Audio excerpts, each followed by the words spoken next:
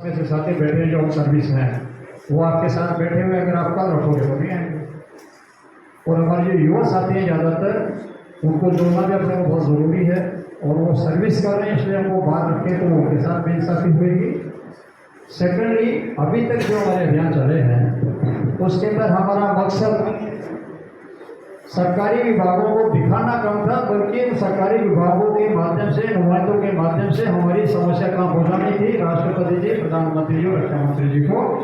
और एक उसके पीछे बड़ा उद्देश्य ये था कि ये अभी तक शहर शहर तक था, ये पीछे 2 या 3 कार्य जो आप लोगों ने सफल बनाइएगा, आपका सबका धन्यवाद देता हूँ कि आपने इस मुहिम को गाँव गाँव और ढाणे ढाणे तक पहुँचाया।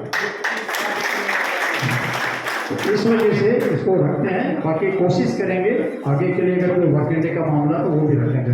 अभी जैसे कई सवाल उठा रहे हैं कि 23 जुलाई को संसद का घेराव रख रहे हो, संसद तो दिन चलेगी नहीं, किसका घेराव करोगे? सर, संसद घेराव आज तक किसी ने नहीं किया। अगर किसी को याद है तो बता दें, मुझे तो याद नहीं है। पढ़ा सर? साहब एक मेरा पॉइंट है sir, just let me finish it please sir, please. वो अपन क्वेश्चन आपसे बात में करेंगे सर जी सेकंड सेशन में। तो वो कहते थे हमारी रणनीति आंदोलन का हमने जो भी शिक्षा जारी करी गवर्नमेंट को, उसमें लिखा है कि 23 जुलाई सुबह तक अगर आप संज्ञान नहीं लेते हैं तो हमको संसद घेराव जेल भरो आंदोलन के लिए मजबूर होना पड़ सकता है। उसमें ये नहीं लिखा है कि हम संसद घेराव करने जा रहे हैं। ये खाली चेतावनियाँ होती हैं, धमकियाँ होती हैं, आंदोलन का हिस्सा होती है। कुछ दिनों पहले आपने पहलवानों का आंदोलन देखा, संसद घोषणा की, मैंने घेराव की घोषणा की तो उसका हद क्या हुआ, आपसे छुपाव तो नहीं हुआ किसी से।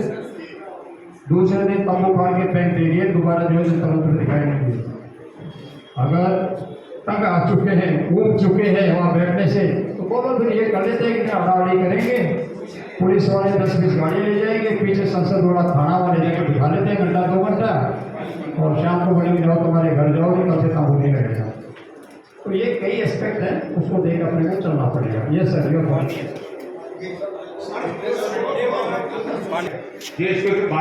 मैं आपको ये बोला था, ये जो पॉइंट आपका है मैं 16 तारीख को जरूर रखूंगा।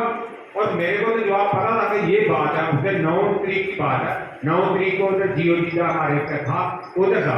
मैं बोला भाई इसका जवाब मैं दूंगा, उनसे लूंगा, आप जवाब दो, इसको आप रिकॉर्डिंग लेके जाए।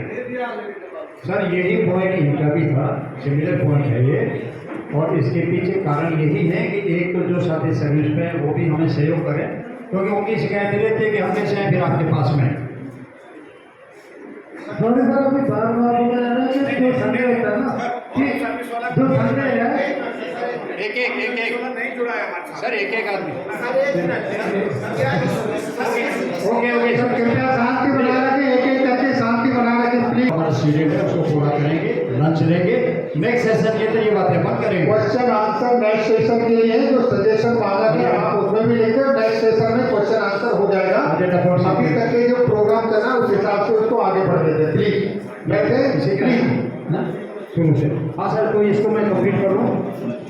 List of veterans organisation affiliated with federation of veterans association.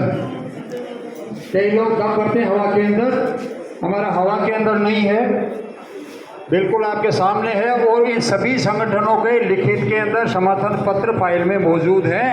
अगर किसी को वहम है, डाउट है, आपको तो होगा नहीं क्योंकि आपने तो समर्थन दिया हुआ है, लेकिन अगर बायदी वो हवाई चलने वाले लोगों में से कोई आया हुआ है तो वो आ जाए। इस सीक्वेंस में सारे के सारे समर्थन पत्रों को दिखा दूंगा, फाइलें मौजूद हैं, चलते जाइए।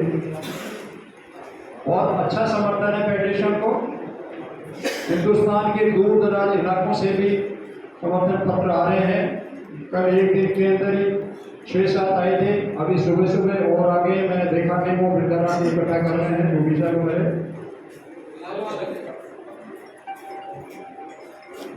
114। और अभी रूडी जी कितना है आपके पास में, काउंट किया गया?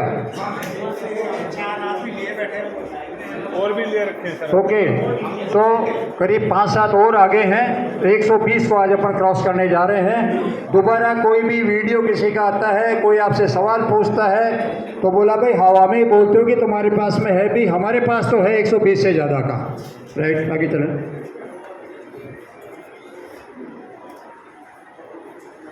एडहॉक कमेटी जो अभी जिक्र हुआ था, जनरल सेक्रेटरी महोदय ने बताया था, प्रेसिडेंट नाम नहीं बोलूँगा, बार बार आगे हैं, बोलिए, आगे चलिए करके और सारों को अपन जो है सरकार को आगे भेजेंगे।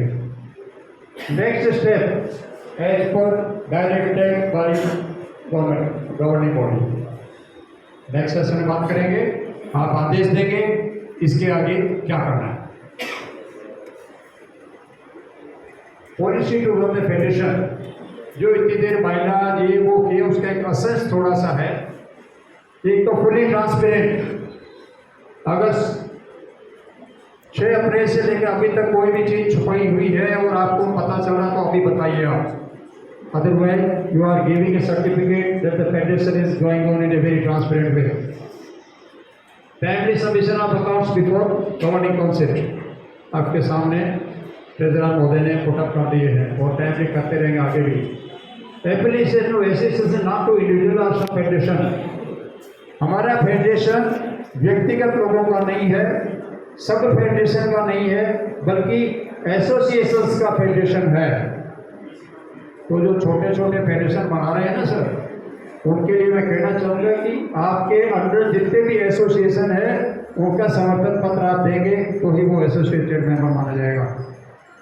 Board of information of governing council and executive committee through WhatsApp public email. कोई भी आदमी ये अपेक्षा नहीं करे कि मुझे फ़ोन करेगा या मुझे लेटर देगा, सारी सूचनाएं व्हाट्सएप ग्रुप के ऊपर और ईमेल ग्रुप पे मिलेगी। हमने एक GCRFVA नाम से ग्रुप बनाया हुआ है। दूसरा हो क्या रहा है सर, आप लोगों ने हमें एक प्रेसिडेंट का और एक डेलीगेट का नाम भेजा, कई हमने वो चेंज कर लिए, हमें बताया नहीं गया। तो जितने भी संगठन थे ये पिछले जो 2-4 दिन में जो आए हैं, इनको छोड़ के सबके नंबर उसमें जुड़े हुए हैं। कहीं वो पता ही नहीं है कि ऐसा एक ग्रुप भी बना हुआ है। मेरे पास फ़ोन आया, साहब इस काम का सूचना नहीं दिया मुझे, भैया ग्रुप पढ़ा क्या? नहीं पढ़ा। तो ग्रुप को देखें सर, कम से कम सुबह शाम 2 बार उसको जरूर पढ़ा करें। हर डिसीजन कम्युनिकेटली, तो इसका उदाहरण हम उसके लिए उनका इंतजार कर रहे थे कि उनका आगमन हो और उनका सम्मान कर सकें। और लेकिन उस दिन भगवान की ऐसा था कि बहुत ज़्यादा बारिश हुई और वो फेडरेशन की जो उनकी जल्दी से आ रही थी रैली, वो लेट हो गई। इसी बीच में कहते हैं कि मोटरसाइकिल रैली का सम्मान करने के लिए ही हरियाणा से कुछ पूर्व सैनिक आए थे और वहाँ पर काफ़ी गर्मागर्मी, बहसबाजी और उस तरीके का सब कुछ हुआ। जबकि हमारा फेडरेशन का ये हमने साफ कहा हुआ है सभी से कि आपके स्टेट के अंदर क्या हो रहा है उसके अंदर फेडरेशन कभी भी हाथ नहीं डालेगी। आपके आपस में एसोसिएशन के बीच में या दूसरी एसोसिएशन के बीच में कुछ भी है तो वो फेडरेशन का नहीं है, फेडरेशन नेशनल लेवल पर है और आप लोगों को जो है उसी तरह से उसका निवारण करना है। लेकिन उन्होंने इसका निवारण करने की जगह चुनी जनरल मंत्र और कहने के बावजूद भी वो नहीं माने। खुद ही कहते हैं कि मैं अध्यक्ष हूँ, मैं सबसे बड़ा हूँ ऊपर में, तो मैं अध्यक्ष हूँ, इस तरीके से चला दिया।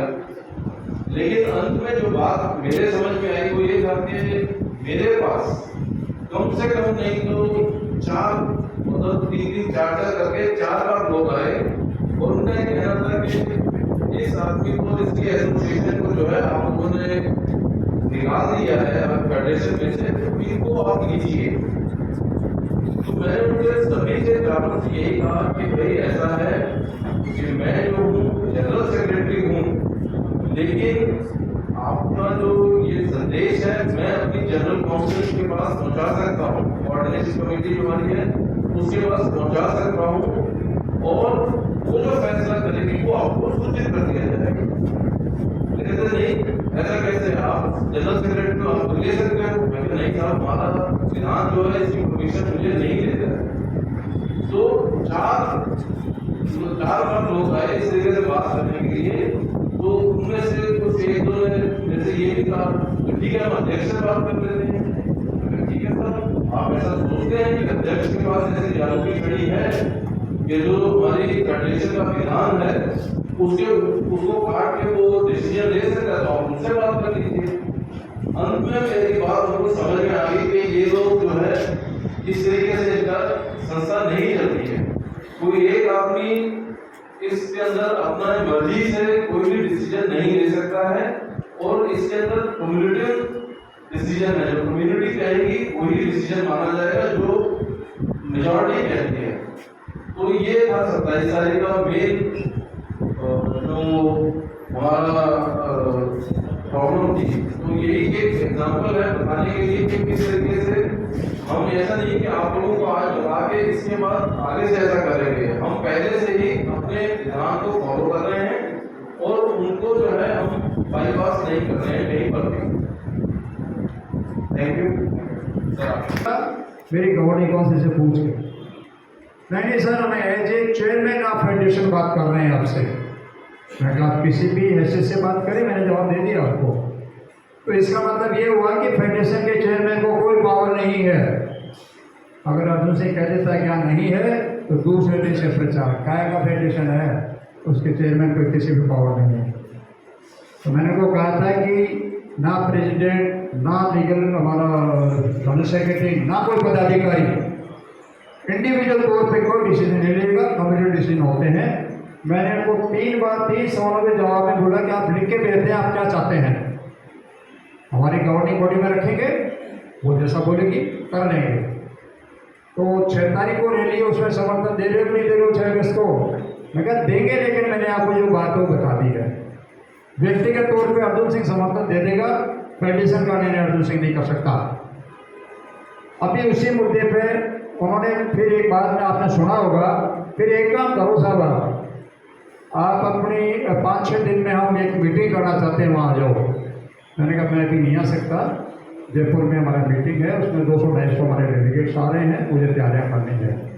अच्छा, फिर एक काम करो ना, बोलो। जैसे मैं कोई उनका ऑफिस का स्टाफ हो, मुझे डायरेक्शन डिक्टेशन दे रहे हैं, क्या आप ऐसा करो कि आपकी गवर्निंग काउंसिल से ये परमिशन लेके आना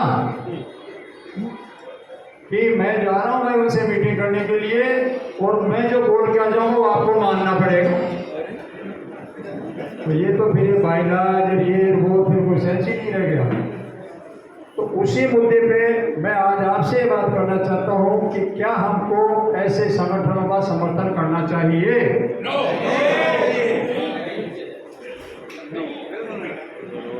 लाइव देख रहे होंगे वो लोग भी। एक संदेश है, एक आवाज के साथ में सबका ये कहना है कि इस प्रकार से अंध समर्थन किसी को हम नहीं देंगे। सारे एक हो जाएं, लेकिन एक होने के लिए एक कॉमन मिनिमम प्रोग्राम बनता है, उसमें कंडीशंस लेट डाउन होती हैं, एक दूसरे को दिया जाता है, एक दूसरे की एक्सेप्टेंस होती है, फिर सहमति बनती है। तो बात हो रही है सीधे हमने 3 आदमी ने मीटिंग कर ली, तू आया ना कह दे, और मेरे जो है 120 संगठन का कोई वैल्यू नहीं है, वो 3 भारी हो गए हम पे। तो इस वजह से आप लोगों का डिसीजन ये है, ओके, अगर मेरे से संपर्क करेंगे तो दोबारा कहता हूँ कि 1 शॉट के अंदर मेरे 114 संगठनों ने ना कहा है आपके प्रस्ताव के विरोध में।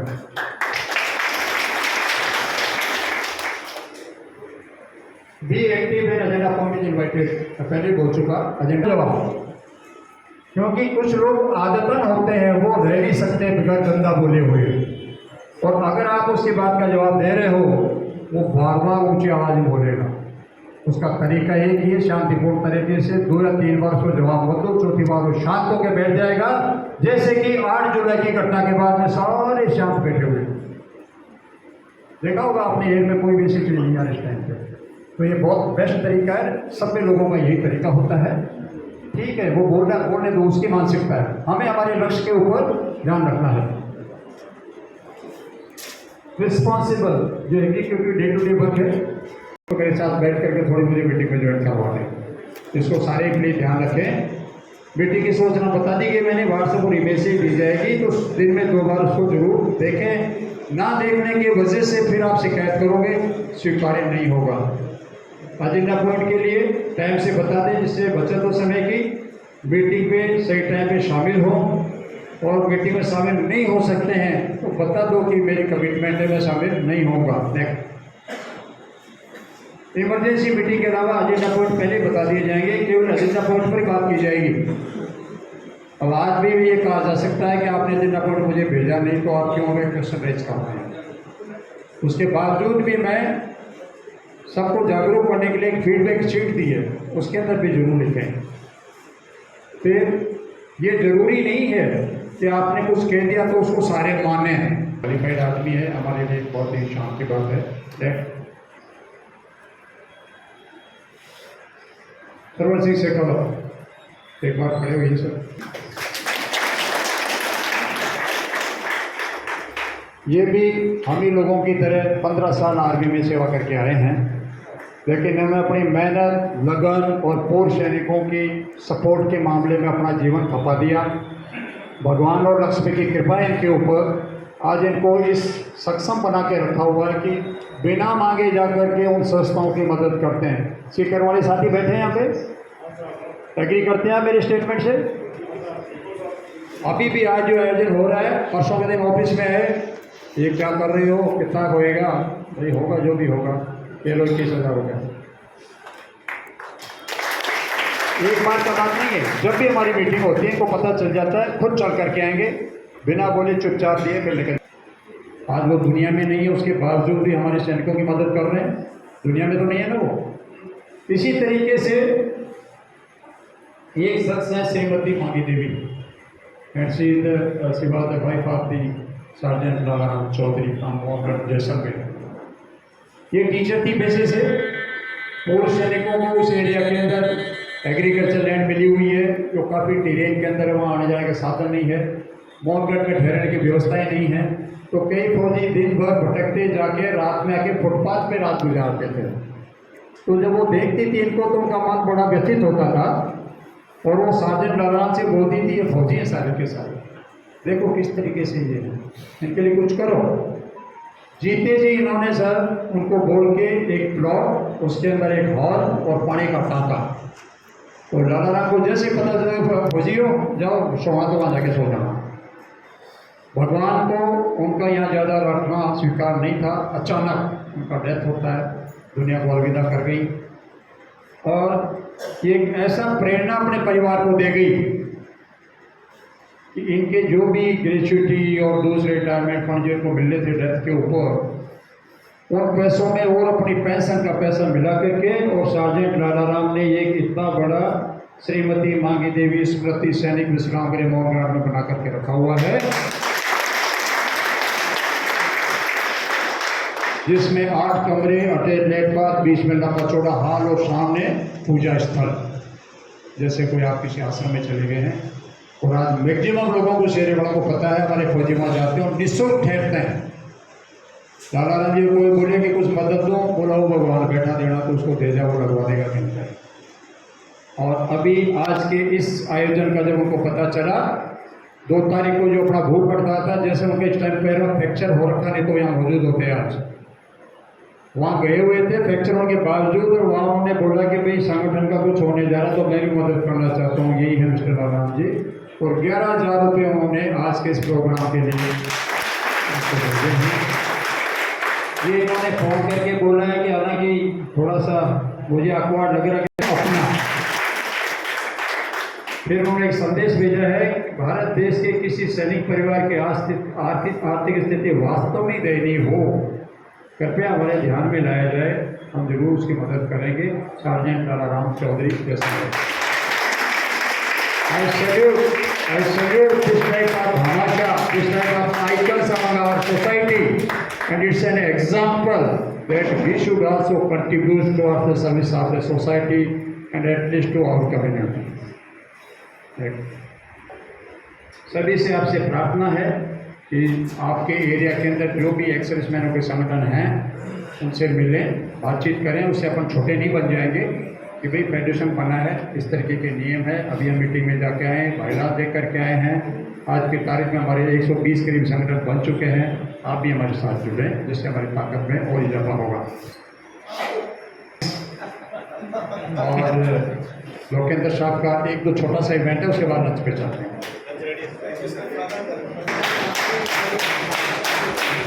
अध्यक्ष महोदय ने, हमारे अध्यक्ष महोदय जी ने आज जिन विभूतियों से परिचय कराया, जिनके बारे में बताया, दिल करता है उनको 1000 बार सलूट करें और दिल खोल के एक बार सबके लिए जाए।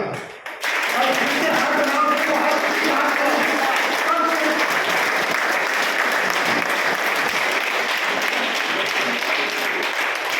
और अध्यक्ष महोदय जी ने जिस बखूबी के साथ में बायलॉज का वर्णन किया, मेरे सामने बैठे हमारे जितने भी पूर्व सैनिक देश के कोने कोने से आए हैं, कुछ पूर्व सैनिकों के चेहरे पर मुस्कान आई तो कुछ पूर्व सैनिकों के चेहरे पर थोड़ी सी उदासीनता भी देखी, क्योंकि यहाँ तो कुछ है नहीं अध्यक्ष के पास।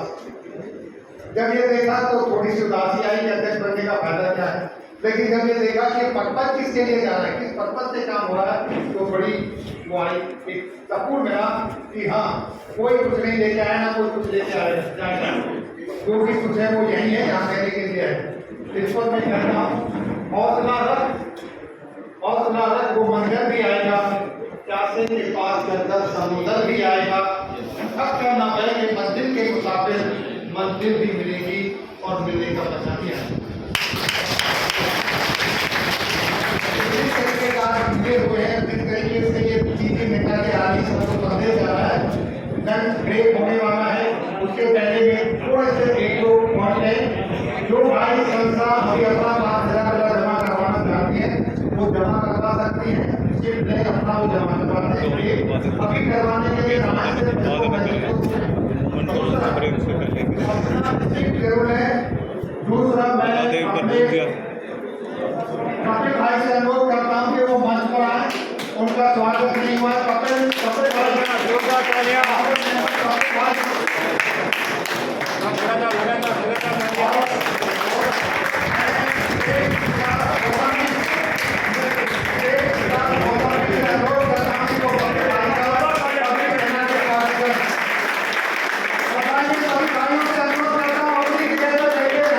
बीच में आके विघन ना डालें, अपनी जगह पर बैठे रहे, बीच में विघन ना डालें, सम्मान के लिए।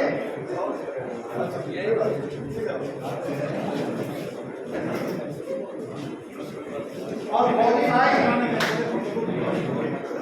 जगह भाई साहब सम्मान जी, सभी तालियों के साथ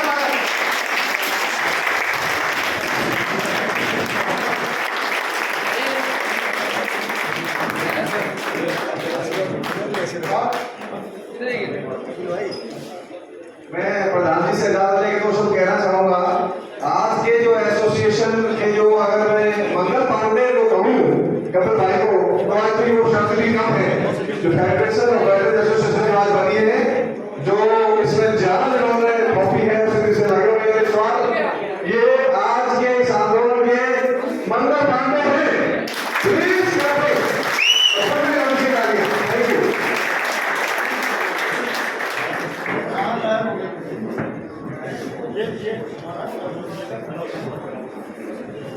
अभी खुद को ये वीडियो की सर किसी को तो एक ही मिनट बोलूंगा,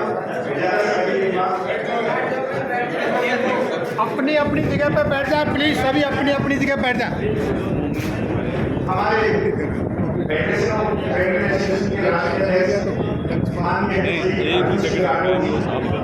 हमारी सभा के सबसे बुजुर्ग हमारे बीच में मौजूद सबका शहीद संघर्ष कमेटी पंजाब सूबेदार परवेज साहब की सम्मानित मंच और इस मंच की खूबसूरती, जो मेरे पिता तुल्य जो सैनिक बैठे हैं, मैं उनको प्रणाम करता हूँ।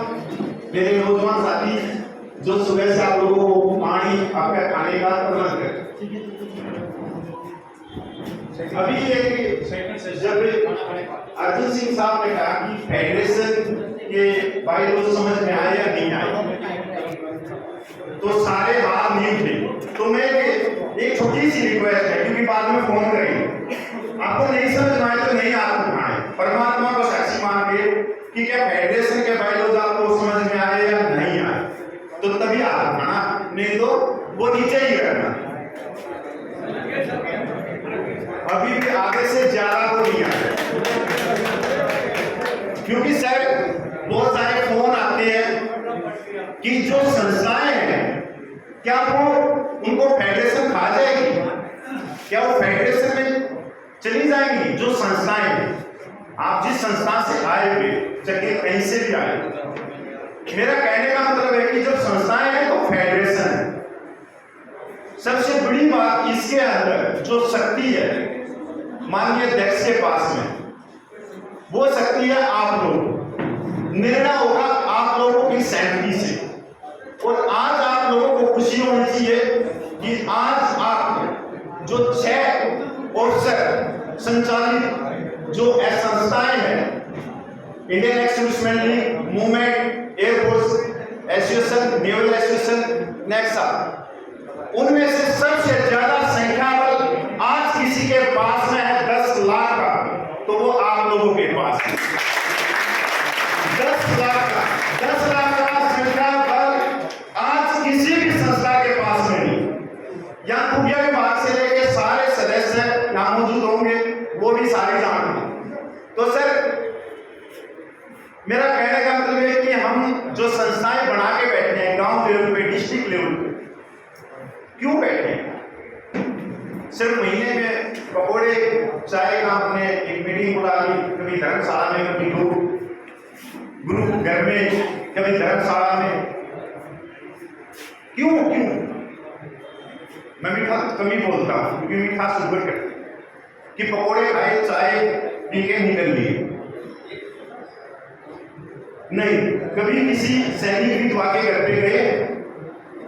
आप जो लोग आए हो अपने घर को इतनी दूर छोड़ के, खुदा ने खासा करता हम घर पूछे या नहीं पूछे, कभी सोचा कि वो सैनिक विधवा जिसको यही मालूम मेरा पति किस सेना में, आर्मी में था, एयरफोर्स में था, नेवल में था, वो ये कहेगी मिलिट्री में, वो 11,500 रुपये में गुजारा करे, उसकी आवाज कौन होती? तो आवाज करना है तो 7.5 लाख माता बहनों की बढ़ो, वो रब देख रहा हो, परमात्मा देख रहा, ये पद अधिकार, ये संस्थाएं यही पैदा होती, यही चीज है। कोई ये नहीं कि पद महत्व रखता है कि दबे कुछ लोगों की आवाज। अब संविधान के दायरे में जो अपना मान और सम्मान है 6 मीटर का था, उसकी आवाज उठाओ। तो इसलिए ये निश्चित करके जाइए कि आप आगे बढ़ोगे, फेडरेशन को आगे लेके जाओ।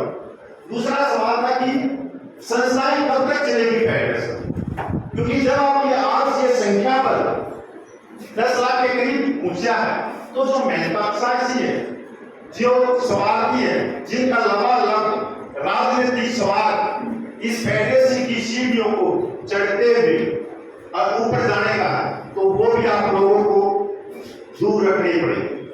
और वो होंगे कोई और नहीं, आपके ही भाई, जो आपके ही सैनिक भाई, क्योंकि किसी भी घर में सभी तरह के व्यक्ति होते हैं, कोई चोरी चकारी भी करता, कोई जेब भी काट लेता है, सब कुछ है, और उसी घर में दूसरे भाई बहुत सहनशील भी होते हैं, बच्चाती भी होते हैं, तो सब उनको दूर ही रखते हैं। तो उनको दूर रखने का उचितता आप लोगों के अंदर है कि हम कहां तक जाएंगे। हमारे